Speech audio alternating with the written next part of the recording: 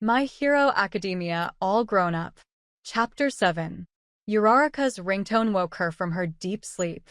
Her phone jingled happily on her bedside table as she grabbed at it with a blind hand. Her bedroom was still dark. The sun hadn't risen yet. Hello. She slurred into the phone without opening her eyes. Uraraka? Deka's voice was a mixture of surprise and worry. She shot up in bed suddenly and blinked the sleep out of her eyes. Crap. She was not anywhere near ready to take this call. Deka, what time is it? She glanced down at her phone to see that it was 4:30 in the morning. I'm sorry that I'm calling you so early, but I really wanted to talk to you. He sounded tired in the phone. She wiped the drool from her chin before she replied, It's really early, actually. I know, he breathed. I just haven't heard from you, so I got a little worried. She felt her mind waking up, and she brushed her tangled hair from her face. Sighing, she finally responded. I just didn't have anything to say to you right now. He was quiet through the phone, but she could hear him rustling something in the background. She was stuck to this conversation now, whether she liked it or not, so she decided to finally spit out what was bothering her most.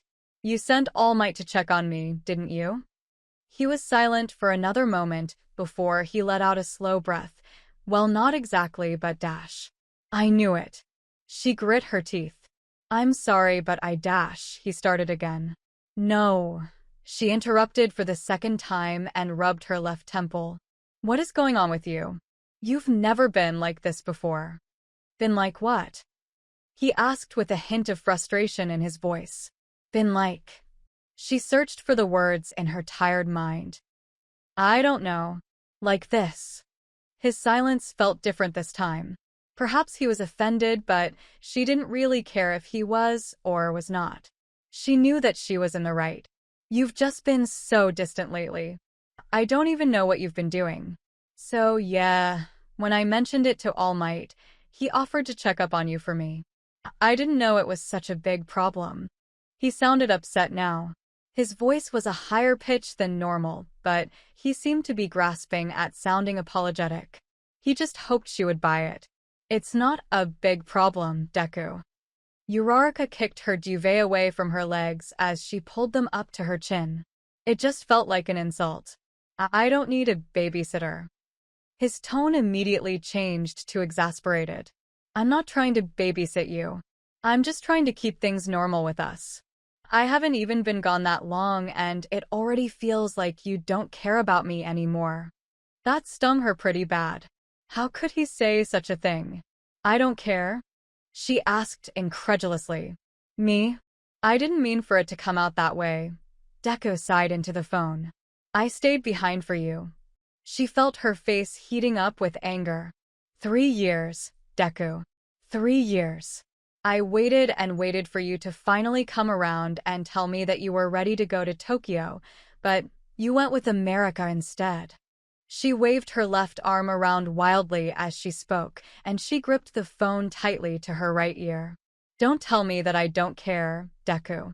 I have made all of the sacrifices in this relationship. I know you have. Deku spoke softly now. But you haven't talked to me at all since I left. I couldn't help but feel like you're leaving me behind. Like I could ever leave you behind, she snapped back angrily. You do nothing but climb the rankings without breaking a sweat. I haven't even had the chance to start. You left me behind years ago, and now I have to try to catch up. It's humiliating. Deku was tense on the other end of the line. You know that isn't what I meant, Ochako. Don't, she hissed and closed her eyes. Don't call me that right now. He was quiet for a while before he sighed and finally spoke. So, where does that leave us, Uraraka? I don't know. She breathed out. Her anger was finally being replaced by guilt. She shouldn't have blown up on him like that, but she had been bottling it up. I need some time, Deku. Fine, he mumbled, and she could hear the strain in his voice. Call me when you've figured it out. Okay. Her response was short, but it felt so long-winded. I love you. His voice seemed pained and hopeless. His words didn't feel like the comfort they should be. In fact, they didn't feel loving at all. It was more like a statement designed to flood her with an unimaginable amount of guilt. They were meant to make her feel like she'd done something wrong, and that only made her angrier. Before he could say another word, she ended the call. She was surprised to feel angry tears dripping down her cheeks, and she wiped them away while she tried to gather her pride. She wanted to scream and sob at the same time, but her heart was torn between the two. This was a completely new feeling to her, and she didn't know what to do about it.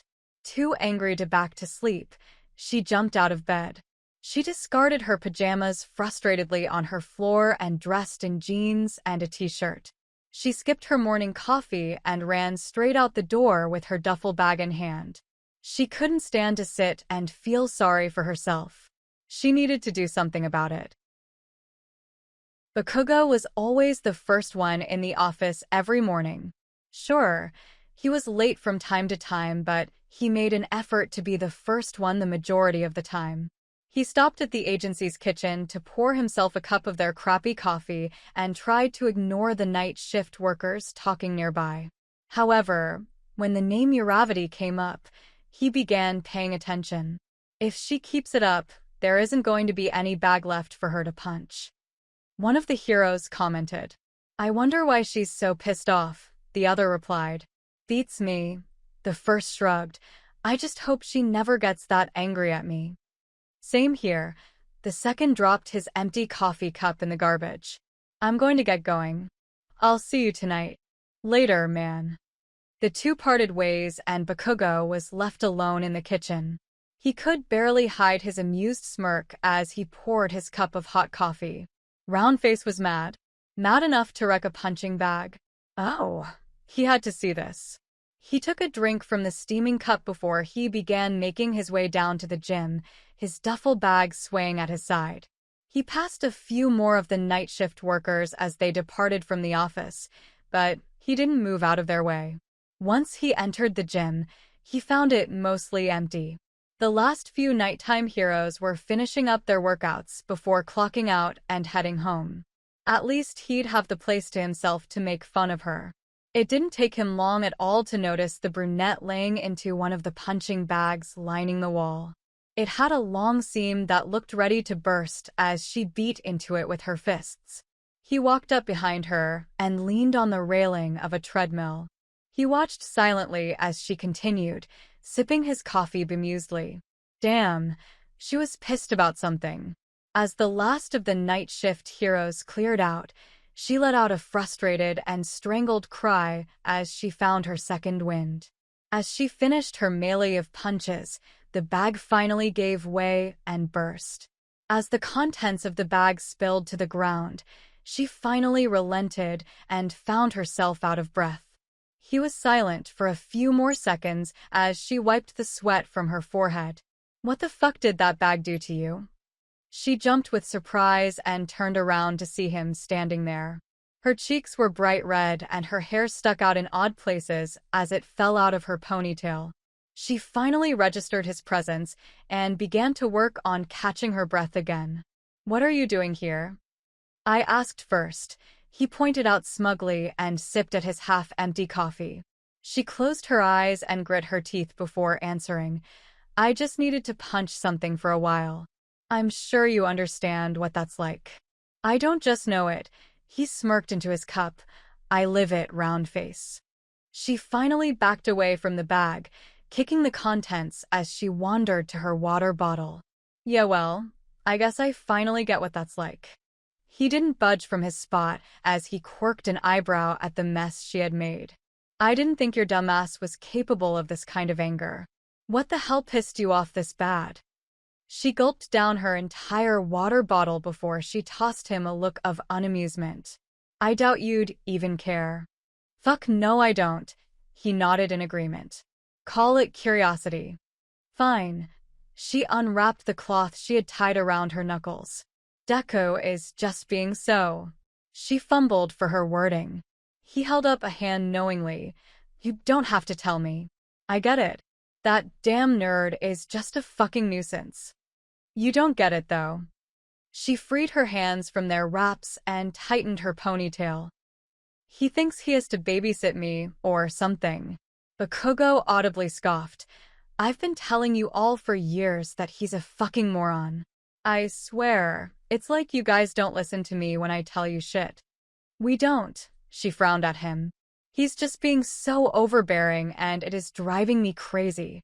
I swear, he's the only one in the world that still thinks I'm some weak, helpless little teenage girl that can't walk down the street without being in danger. Like I said, he's a fucking moron if he thinks that. Bakugou felt the compliment slip out before he could stop it. Damn it, he didn't want to help her. He just wanted to mess with her. She used the bottom of her shirt to wipe the sweat off her face, exposing her midriff as she did. Thanks, I needed to hear that.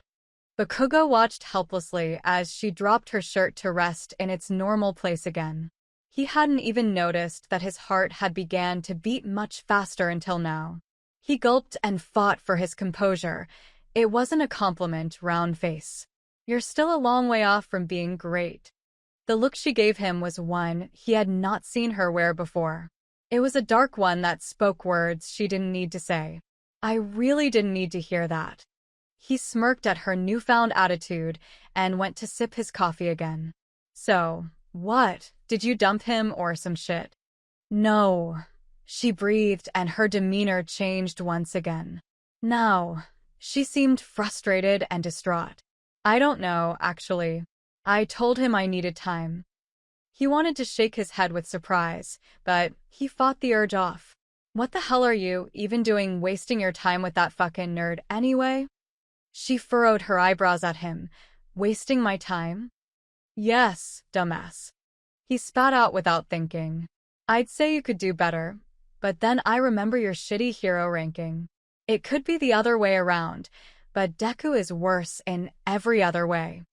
She glowered at him for a moment before she decided to lunge in his direction. You are such a jerk. Her sudden movement caught him by surprise. Thanks to his quick reflexes, he successfully blocked her punch. Unfortunately for him, the remnant of his coffee splashed onto his t-shirt during the process. The fuck, round face. He glared at her. That's what you get. She remarked snidely as she backed off, retrieving her closed fist. The frown on her lips was now replaced with a sickly sweet smile. He narrowed his eyes threateningly at her. You're fucking crazy. No, she corrected. You're just a gigantic jerk. Better a jerk than psycho. He spat and tried to wipe the spilled coffee away. How Deku managed to lasso a girl like you is beyond me. He didn't miss her eyebrows raising with surprise. A girl like me? Fucking hell. Bakugou pulled on the shirt and it unsucked itself from his chest and torso. How the hell are you that insecure? She crossed her arms definitely. I am not insecure. Bakugou scoffed incredulously. That's a fucking lie if I ever heard one. You're way too good for that shit nerd, but you cling on to him like nobody else in the fucking world could possibly like you. It's disgusting and annoying as hell. Uraraka felt the blush explode onto her cheeks, and she immediately turned her back on him to hide it. I don't cling on to him. Bakugou finally looked away from his shirt to see her back. She clearly had her head in her hands, and his first thought was that he'd made her cry. Quit being a baby, round face. Go back to punching shit if you're upset. She skewered her face into a pout before finally turning back his way, her blush completely gone. I'm not crying and I don't cling to Deku. Quit lying to yourself. Bakugou grabbed his duffel bag that had fallen to the floor in their scuffle and motioned to leave. You'd be better off without him. He drags you down. She watched his back as he left the gym and she suddenly felt more alone than she had in years. His words had hit her like a ton of bricks and her emotions were suddenly all over the place. She wasn't angry or sad. In fact, she wasn't even close to upset. She just felt lost and confused, like no matter what she did or said in that moment could solve her problem. She knelt down to the floor and felt the tears pricking her eyes. Where did they come from? From her anger or from her sadness? Possibly neither. It was like a dam had just burst in her heart and she didn't know what to feel. Oh man, she muttered to herself. What is going on with me? The next few days were stressful for Uraraka. Bakugou hadn't said another word to her since their exchange in the gym.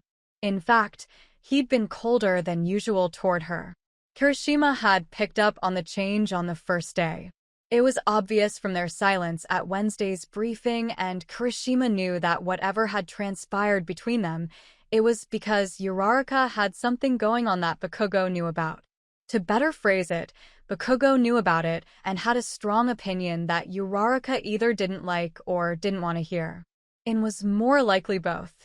As the week had continued, the blonde and brunette only seemed to grow worse. Bakugou had completely reverted to his asshole nature and was dealing out his anger on everyone. On the other hand, Uraraka had become completely and uncharacteristically quiet and distracted. On top of that, they avoided each other like the plague.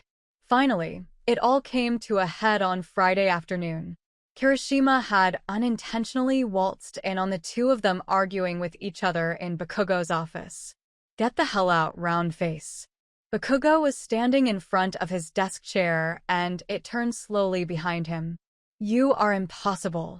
She ran her hands over her forehead and groaned frustratedly. Kirishima paused at the door and wondered if they'd notice if he backed away slowly.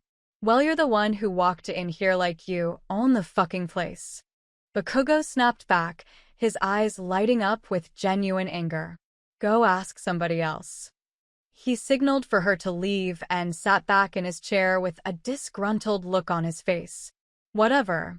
She harumphed and turned to see Kirishima at the door. Kirishima, she started with an antagonizing tone. Where can I find blank copies of the case closing sheets? Bakugou won't help me. The redhead glanced between both of them awkwardly before he pointed down the hall. There are some in my office. Help yourself. Thank you. She threw her hands up with disbelief. It's really not that hard, is it? Kirishima didn't get a chance to get another word in before she barged past him and stomped down the hall.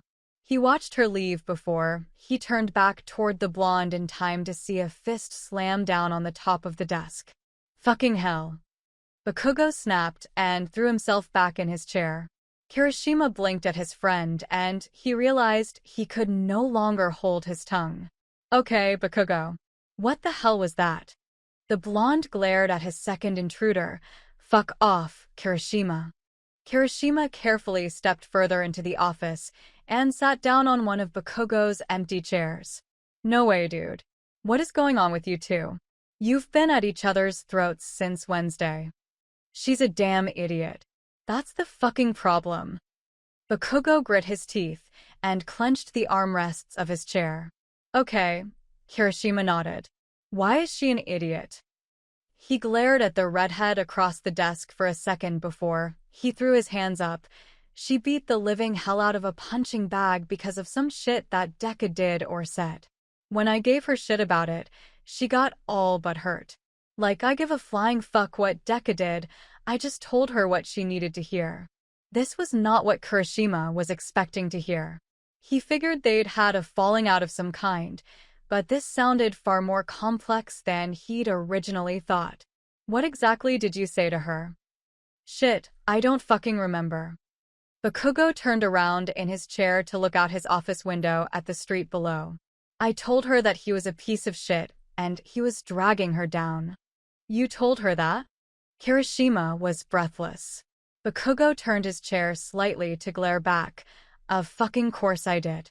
She was all pissed off that Deku was being clingy as hell, so I told her the truth. No. Kirishima shook his head. You don't tell a girl stuff like that, Bakugou. How the fuck was I supposed to know that? Bakugou spat angrily. Actually, I don't give a shit. She needed to hear it. Dude. Kirishima's tone dropped to one of concern. That's not very manly. For once, Bakugou didn't want to murder Kirishima for his insult because he knew that the redhead wasn't messing around. It wasn't the same attitude Kirishima usually had when he'd give Bakugou shit. This time, it was genuine criticism. Bakugou felt his anger beginning to drain out of him, and he huffed indignantly. I didn't do shit to her. Deku is the one that caused all this. It sounds like Deku started it. Kirishima observed the blonde's frustrated frown. But you made it 100 times worse. Everybody knows that Uraraka takes everybody's opinion to heart. You probably made this entire thing that much harder for her. And I'm supposed to care why? Bakugou spun back around in his chair to face Kirishima completely. Because. The redhead shook his head incredulously. Heroes aren't supposed to bring people down, Bakugou. We're supposed to be uplifting. If Uraraka was upset about Deku, you should have just been her friend. Instead, you just kicked her down a whole lot more. The very fact that she trusted you enough to tell you what was going on in the first place should have been proof to you. Well, what the fuck can I do about it now? I already said it. Bakugou held his frown but ran a hand through his hair. Seriously, Bakugou. Kirishima rolled his eyes. You know exactly what you need to do. Do the manly thing and apologize to her. Fuck that. Bakugou jeered and looked away. I don't apologize for anything. Well, you should. Kirishima stood up and shook his head at the blonde. Normally, you're a tolerable asshole, but this time, you were actually an asshole. She doesn't deserve that, and if you care about her at all, you'll swallow your pride and apologize. I don't care about her. The statement didn't have the same insistence that the last one did. Kirishima stopped at the door on his way out. If you really felt that way, then you wouldn't feel guilty at all. In fact, you would make this right. Bakugou watched the redhead exit to the hallway and disappear. He leaned back in his chair and swiveled to view the city again. He had no idea how to feel about the conversation that had just transpired. He'd never seen Kirishima be anything but a sarcastic dimwit, but this time he'd come off as firm and morally superior. It was distracting and vilifying to him. The second thing that tugged at his mind was the suggestion of apologizing to Uraraka. How would he even do that? He doubted he'd ever said the words, "I'm sorry," in his entire life. Did he actually want to? It would be a major blow to his ego if he did have to stoop to that level. However, if he didn't, he wasn't sure how to deal with the guilt building up inside. Damn it. Bakugou growled and grit his teeth. He needed to figure this out quick. I brought red wine this time. Mina smiled happily as she dropped a grocery bag on Uraraka's counter. She waggled 2 wine glasses in between her fingers. And these for you to keep. You need them more than I do. You really didn't have to, Mina. Uraraka twirled one of her new glasses between the index finger and her thumb of her right hand. Sure. Mina started removing the assorted items from the grocery bag and snatched the other wine glass off the counter. I had to come. Had to. Uraraka furrowed her eyebrows. It wasn't until the cork was successfully out of the bottle before Mina answered. Kirishima texted me and said you might need a friend. So, she held the bottle out to pour some into Uraraka's wine glass. Here I am. Uraraka immediately felt guilty. You shouldn't have canceled your plans for me, Mina. I'm fine. Please, Mina smirked. My last-minute Tinder date can wait another night. He was only like a 7 anyway. Only a 7? Uraraka teased. He's probably a 10 for me. Mina poured her glass and sipped skeptically. With your curves? You could land anybody, girl. Uraraka giggled and blushed. Thanks, Mina. So, what's going on? Mina leaned over the countertop. Kirishima made it sound like something was up with you. Ugh. Uraraka groaned and slumped into her bar stool. I don't even want to think about it. This does not sound good. Mina swirled the wine in her glass. Spill it. Uraraka stared at her drink without tasting it and grumbled incoherently. Sounds like we need to get some alcohol in you. Mina pointed out and took a swig of her own. We need to have another proper girls' night, am I right? Uraraka's mouth tilted into a small smile. At least this time I don't have to go to work hungover. Exactly. Mina pulled out a second bottle of wine. So drink up. We need to get this party started. Uraraka hesitantly raised the glass to her lips and took a drink. Just as she began to lower her glass, Mina signaled to drink again. Keep it up, Uraraka. Mina egged her on. We've still got a bottle and a half to finish. I'm not going to wait all night for you. Uraraka felt her small smile turn into a much larger one. How often do you do this? Too often. Mina raised her glass. Cheers, girl. Cheers. Uraraka clinked their glasses together and thus began their second official girls' night in. It wasn't until later into the night that Mina finally asked about Uraraka's problem again. They had gotten drunk enough to start telling secrets at this point, and Mina knew how to be patient when it was called for. So, what happened? Mina asked curiously and shifted a little on Uraraka's bed. Mina was laying on her belly while Uraraka was sitting up, supported by her bed's pillows. Uraraka ran her finger over the rim on her wineglass. Deku and I are taking a break, I think. Whoa. Mina's mouth fell into an oh. That doesn't seem like you guys. I thought you were hopelessly in love with him.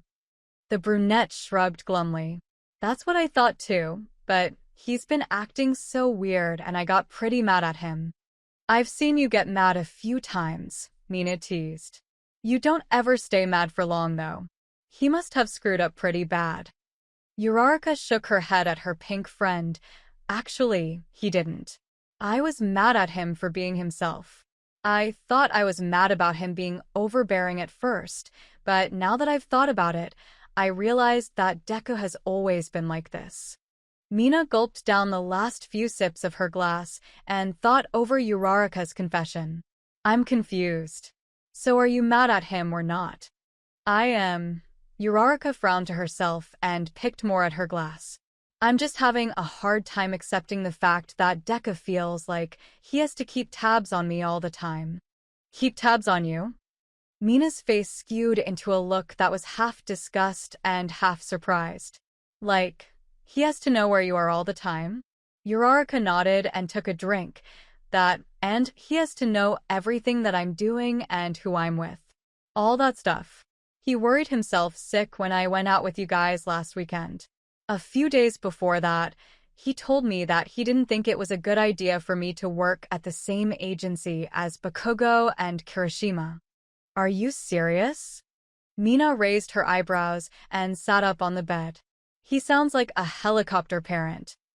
Uraraka rolled her eyes and leaned her head back against her bed's frame. I know, but he's always been like this, you know? I just don't think I noticed it until now. Because he's so far away? Mina grabbed the bottle from the floor to pour herself another glass. Pretty much. Uraraka shrugged and held her glass out for a refill as well.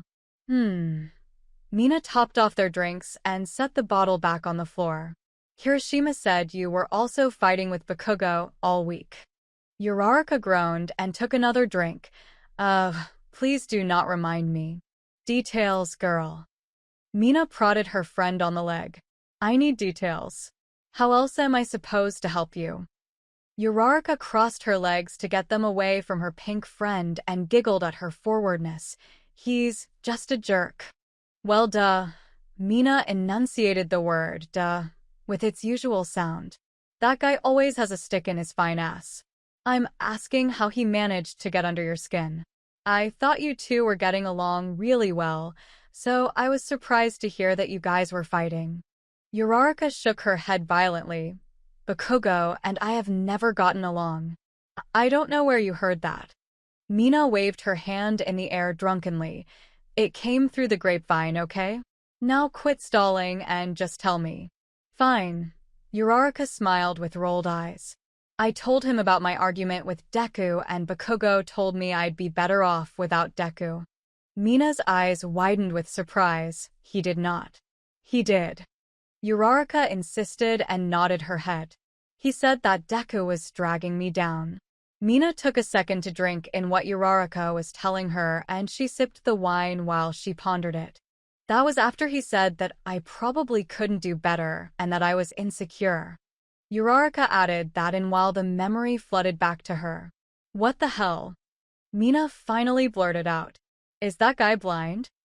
Well, Uraraka looked down at her glass. I did spill his coffee all over him first. The pink girl had a look of disbelief written all over her face. You what? I couldn't help it. Uraraka giggled and fumbled to explain. He spied on me while I was using the punching bag at the gym, and he was acting like a jerk. So I tried to punch him, and he spilled his coffee on his shirt. Mina kicked her legs wildly with excitement and fell onto her back with laughter. Her wine nearly sloshed out of her cup, but she steadied her hand in time to prevent it. This story gets more wild as we go.